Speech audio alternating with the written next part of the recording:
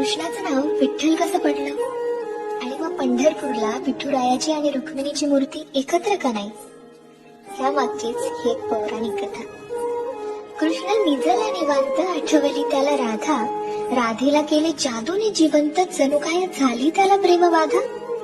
समोरून आली रुक्मिणी, कृष्णासंग राधास पाहिली. डोळे झाले लाल लाल, म्हणे मी कृष्णा सोडून चालली.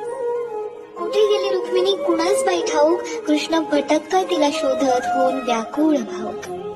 पोहोचला बाई कृष्ण शोधत तिरी चंद्रभागेच्या, आणि रुक्मिणी दिसली दिंडी रावणात पंढरीच्या. कृष्ण म्हणवितो रुक्मिणीस, पण ती रुसलेली फार. म्हणतो कसा, अगं रुक्मिणी कसा करू मी तुझ्या विना वैकुंठाचा संसार. रुक्मिणी नाराज, त्यातच कृष्णास आठवे भक्त एक थोर, नाव त्याचे पुंडलिक, लय गुणाचं ते पोर. पुंडलिकाच्या घरी आली कृष्णाची गबाई स्वारी, पुंडलिक करीतो आई बापाची सेवा, ठेवून उभा विटेवर कृष्णाला दारी. वाट पाहता पाहता कृष्णाची मूर्ती राहिली, विटेमुळे विठ्ठल त्यासी प्रचिती झाली. 28 युगे झाली लांब उभी राहुनी, रुक्मिणी रुसवात धरी, अवघ्या भूमंडळाचा संसार बघत विठ्ठल उभा विटेवरी.